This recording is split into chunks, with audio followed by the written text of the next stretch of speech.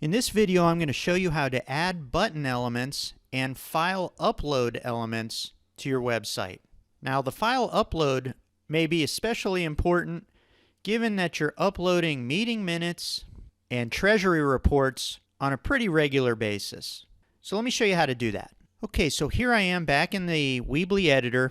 Again, if you're not sure how to get to this step and you need to back up a little and go to the sign-in page or login page, watch the first video. In the first 1 or 2 minutes of the video, will show you how to log in to get to this editor page.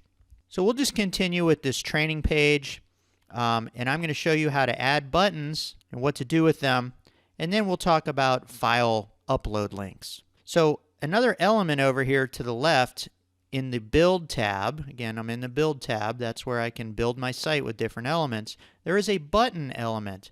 I'm going to left click, hold it down, drag it to the page, and put it where I want. Maybe for this example, I'll put it over to the right of my title just to show you how you can do that rather than putting everything one under another. So I let go of the button on my mouse, and it drops in my button element. So all you have to do here is click anywhere on the element, and it gives you some options. So the first thing you probably want to do is change your button text, so we'll click that. And then we just want to delete out the standard button text and put in what we want our button to say.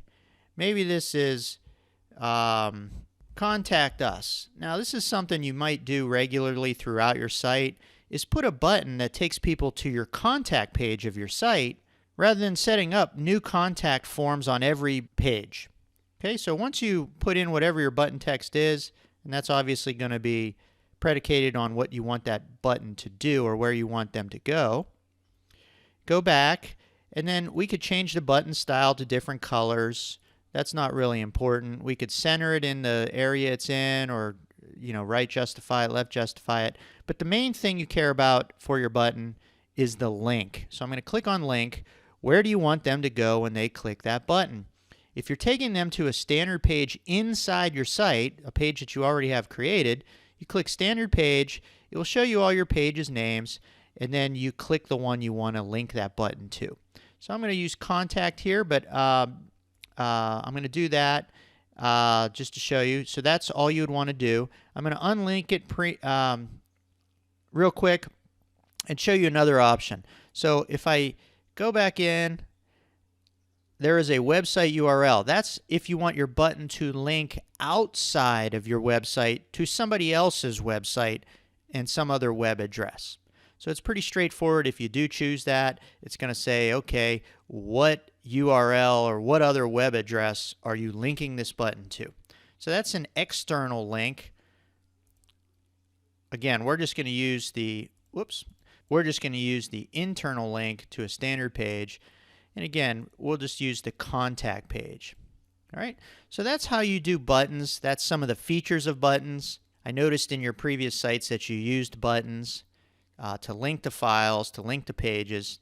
And they are eye-catching and they're good for that function. So I wanted to cover that, as that's one of the elements you'll typically use in your website design. The last one I want to cover is a file upload button for your treasury reports or meeting minutes or whatever other documents you want to house inside your site. So to do that, over here in the elements, you won't see file here, but you'll see this blue link that says show all elements.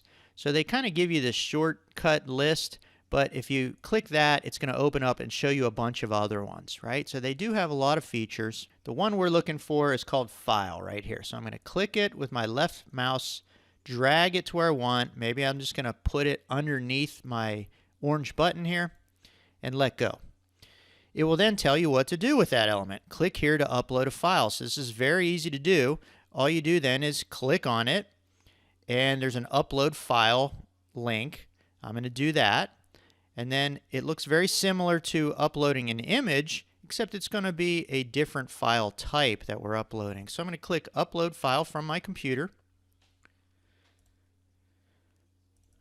And I'm out here in your folder of files, and so there's a lot of PDF minutes and bylaws and things. I'm just going to grab, I don't know, the first one, the original agreement PDF file. So once I do that, I can either double click on that file name and that'll do it, or click it once and then click open. You'll see the file upload there. It says it's complete, and that's it.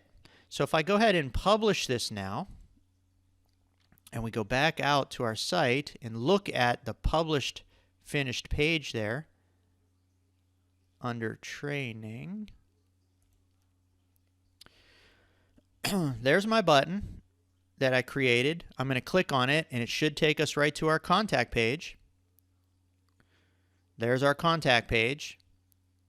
I'm going to go back with my browser, and then there's my file attachment, and you'll use that a lot, like I said, for your meeting minutes and treasury files. All people have to do is click on either the icon or the download file link, and when they do that, it opens up for them to be able to view or save or download or whatever they want, right?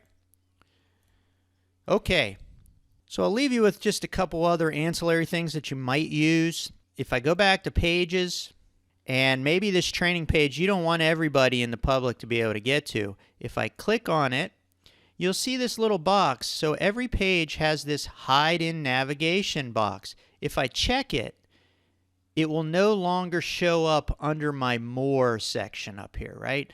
Where it used to say maps, nature, and training, it's now hidden. Now, like I mentioned earlier, you know that the URL to get to that page is cedarcreekplacitas.com/training. So if you just go to that link in your browser, it will take you to that hidden page. If you can't remember that, or that's a little confusing, I don't think having a little training page showing out there to the public is that big a deal for what you guys are doing. So you might just choose to leave it available in your navigation so that it's always there for you to be able to get to. So that's it. I've now showed you how to add buttons and file icons so that you can upload your files, store everything you need in that site so that it's not only stored for you and available for you, but it's available for everybody else that wants to see it as well, all in one place.